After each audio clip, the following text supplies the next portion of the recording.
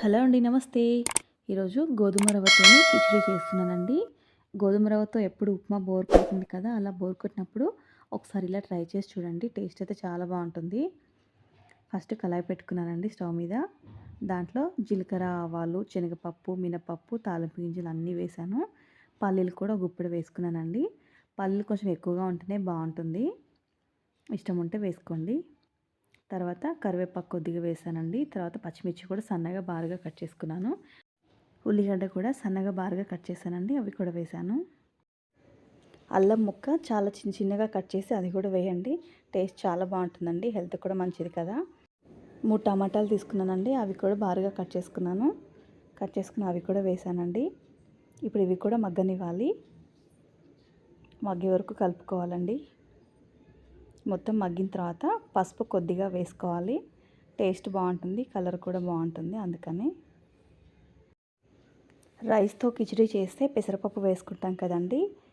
కాబట్టి దీంట్లో పెసరపప్పు వేయట్లే నేను. దీంట్లో కందిపప్పు వేసుకోవాలి. దానికంటే ఇదే టేస్ట్ ఉంటుందండి కందిపప్పు.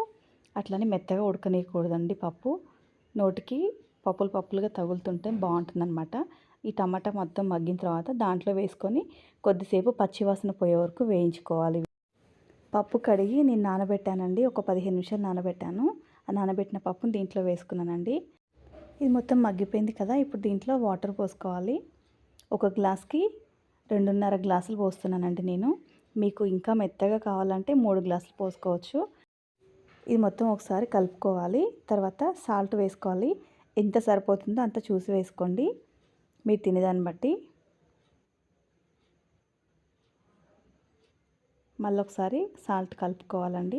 ఇది వాటర్ మనకి ఉడకాలి కదా, బాయిల్ చేసుకోవాలి కాబట్టి దానిపైనుంచి మూత పెట్టుకుంటాను. ఇప్పుడు ఒక 10-15 నిమిషాల్లో మనకి వాటర్ వేడవుతుందండి.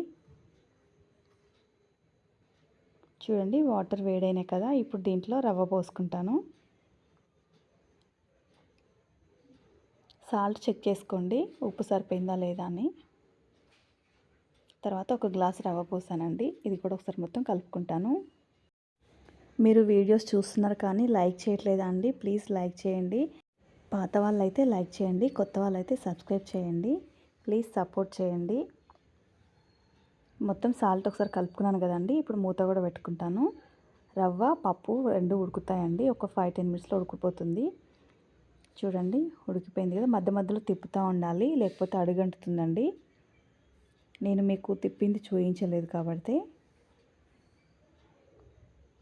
చూడండి, చూస్తే ఎంత బాగుంది కదా. టేస్ట్ కూడా అంతే బాగుంటుందండి. మీరు కూడా ట్రై చేయండి. మీకు ఎలా వచ్చిందో కామెంట్ బాక్స్లో కామెంట్ చేయండి. ఈ వీడియో మీకు నచ్చినట్లయితే ఫ్రెండ్స్కి, ఫ్యామిలీ మెంబర్స్కి షేర్ చేయండి. ప్లీజ్ లైక్ చేయడం మాత్రం మర్చిపోద్దండి. దీంట్లో కొద్దిగా నెయ్యి వేసుకోవాలండి. నెయ్యి వేసుకోవడం వల్ల చాలా అంటే చాలా టేస్ట్ వస్తుంది. స్టార్టింగ్లో వేసేదానికంటే లాస్ట్ ఎండింగ్లో కొద్దిగా నెయ్యి వేసుకోండి, ఒక 2 స్పూన్లు. టేస్ట్ అయితే సూపర్గా ఉంటుందండి. నెయ్యి వేసాను కదా, మొత్తం ఒకసారి దానికి పట్టే వరకు మొత్తం కలుపుకోవాలి. ఒక్కసారి ఇలా కూడా ట్రై చేసి చూడండి.